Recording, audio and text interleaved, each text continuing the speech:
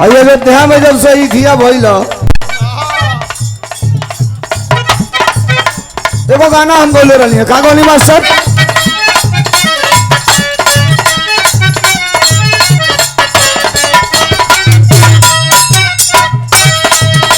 ये गौनी की कैसे राम जी तो कैसे राम जी लगई हाँ बेड़ा पार।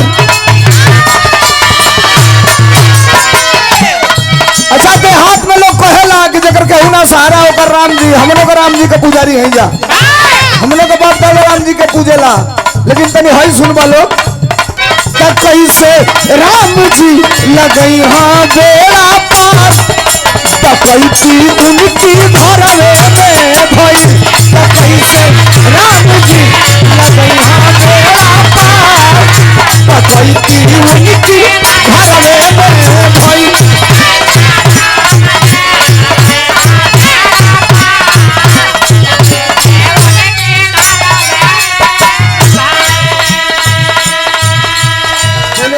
सब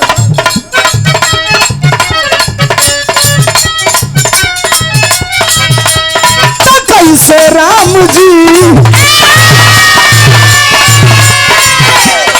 कैसे राम जी लगई हाँ बेड़ा पार कैसी उनकी धरवे में भई कैसे राम जी लगई हाँ बेड़ा पार कैसी उनकी धरवे में भई।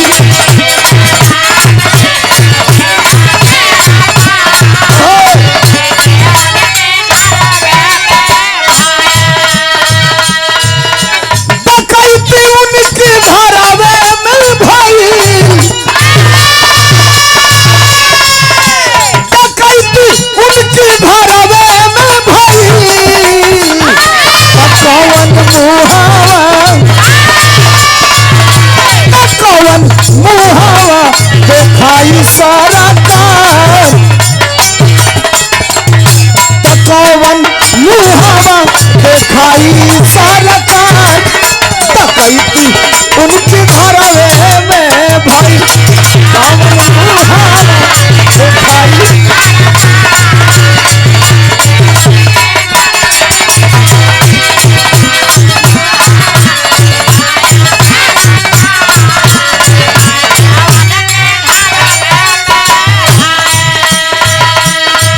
लेके चलो बिरहा के तरफ लेकिन एगो और नई गीत आवे वाला हमार प्यार बड़ा बाउर चीज है कोनो लड़की झांसा में पड़ के मोहब्बत कर लिहलस बाद में ओकर अंजाम बड़ा बुरा हो गई कहत रहे का कहलस मास्टर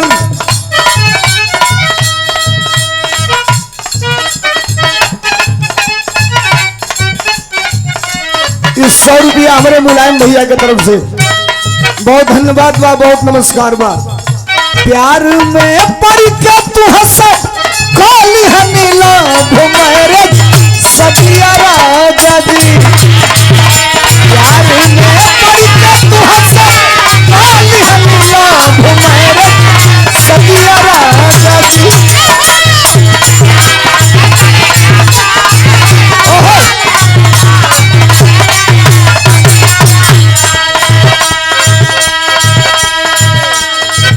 ये इंद्रासन यादव जी मुजरी खुर्द की ऐतिहासिक धरती से 100 रुपयों का पुरस्कार। नमस्कार प्रणाम आप सबको नमस्ते प्रणाम। मास्टर प्यार में पड़ के तू हंस काली हनीला भुमरज सदिया राजा जी तका में उमर में दिहला कमर में दर्दिया राजा जी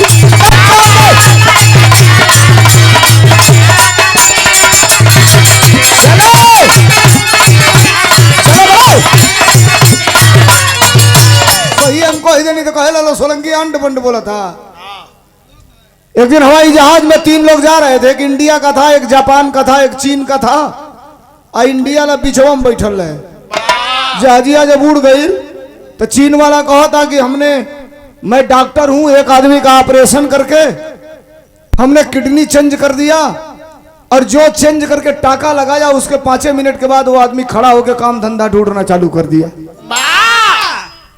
इंडिया ला कॉलेज सारे गप्पी बैठ गए वहां से पूरा जो हजिया में देखा था सारे कहो तो किडनी जो चेंज किया, टाका लगाया तो 5 मिनट में काम धंधा चालू कर दिया उठ के। 10 मिनट बीतल तो ले जापान वाला कहा था तुम छोटे डॉक्टर हो यार, तुमसे बड़ा मैं हूं। अब इंडिया वाला गौरी चुरकी खड़ा, तो जापान वाला कहा था तुमने तो किडनी चेंज किया तो काम धंधा ढूंढा, हमने एक आदमी का ऑपरेशन करके लीवर चेंज कर दिया। अभी टाका लगा ही रहा था तभी खड़ा होकर वो काम धंधा ढूंढना चालू कर दिया। अब इंडिया वाला लगल ताके की कोनो सीट खाली हो गए तो एक अपियन के बीचे में से जाके हम बैठी किनारे सारे ही देखते हैं, दिमाग में पगला दिया सब। अब एगो कहे हमने किडनी चेंज किया तो काम धंधा ढूंढा, फिर 10 मिनट बाद यार क्या कर दिया यार,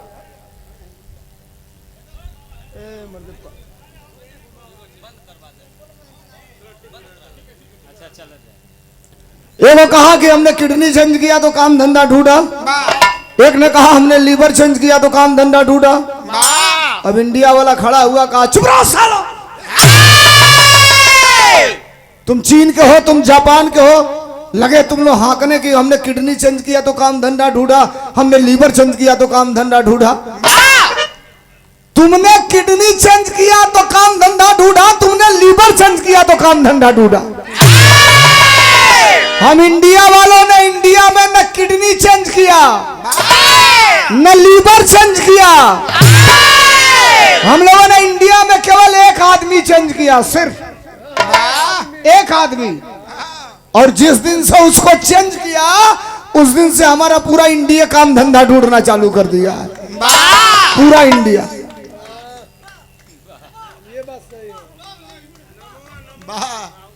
और नौवा का बताई, नौवा तो गूगल का जमाना बा, नहीं नहीं रुकी सब सुनी, गूगल का जमाना बा। पहले वो गूगलवा का टच कर 6 महीना पहले वहाँ सबके लगे मोबाइल बा, ओके टच करके पूछल ला कि गूगल महाराज बताओ भारत के अंदर सबसे बड़ा झूठ बोलने वाले आदमी का नाम क्या है, तो 2 अक्षर का नाम बता दो, फोटो सही। अब सारे उसे पूछा तो खाली गोल गोल घोरी आवत बताओते नहीं खे। अब हमने कहा बुझा तंजा कि सर्वर डाउन बा, उस पर भी लगाम लगा दिया गया है। नहीं नाम हम नहीं बताएंगे, अभी यहाँ ये कैमरा चल रहा है, 22 से 23 को बा, 1-2 गौरी लिखा जाइए खट जाना कहीं से।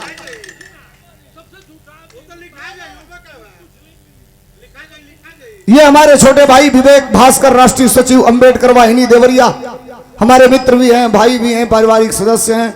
इस विवाह को कराने में बड़ा मकसद इन्होंने भी किया था। भाई को धन्यवाद, नमस्कार, प्रणाम।